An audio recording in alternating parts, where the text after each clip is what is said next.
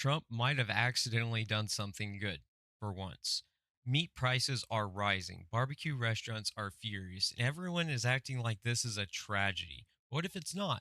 What if higher meat prices are actually good for animals, public health, and the climate? Hear me out. The leading cause of death in America aren't wolves, they're heart disease, cancer, stroke.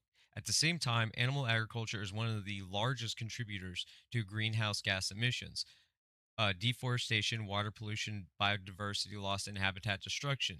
So here's the uncomfortable question. If cigarettes became more expensive and fewer people smoked, most people would call that a public health victory.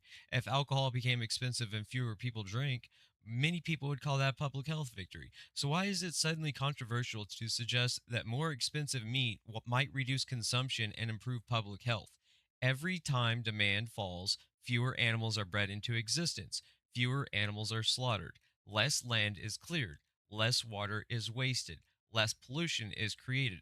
The question isn't whether high prices are inconvenient. The question is whether cheap meat has always been artificially cheap because someone else was paying the real cost. Subsidies. Subsidies are the only reason meat is affordable, even though it's the more expensive option. Plants are significantly cheaper. So the real cost is animals, the environment, and eventually your health.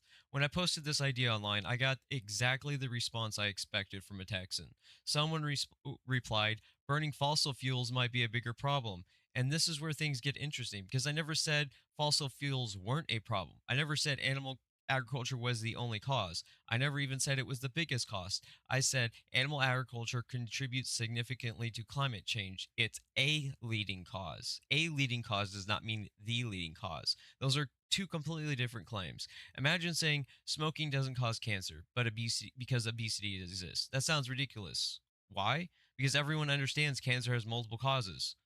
Multiple things can contribute to the same outcome. Climate change works exactly the same way. Fossil fuels contribute, deforestation, industrial processes, and animal agriculture all contribute. The existence of one cause does not erase the others. That isn't science, that's basic logic.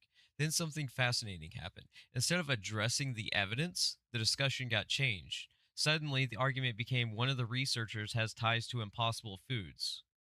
Okay, and nobody challenged the data, the methodology, the statistics, the findings. The conversation moved from is the claim true to who benefits if it's true.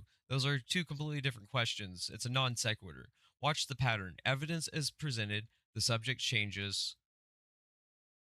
Evidence is presented again, the messenger gets attacked. Evidence is presented again, the goalpost moves. At no point is the actual claim ever examined. At no point is the evidence refuted. This is the difference between scientific literacy and scientific illiteracy. Literacy means understanding that multiple causes can be true simultaneously. Illiteracy means hearing animal agriculture contributes to climate change and responding, but fossil fuels exist, bro. But a researcher might but a researcher might benefit. Neither statement disproves the claim. Neither statement addresses the evidence or changes reality. Climate change doesn't care about politics, culture, or traditions. Physics doesn't care about feelings. Atmospheric chemistry doesn't care about your ideology. Science is awesome because it doesn't care what you believe. The atmosphere only cares what is true.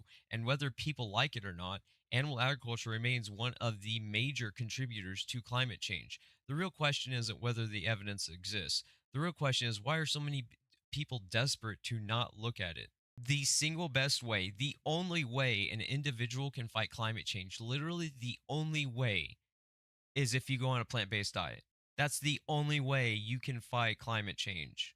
Otherwise, you're expected to not use a car. Are you going to sacrifice a car or your senseless diet that makes no sense?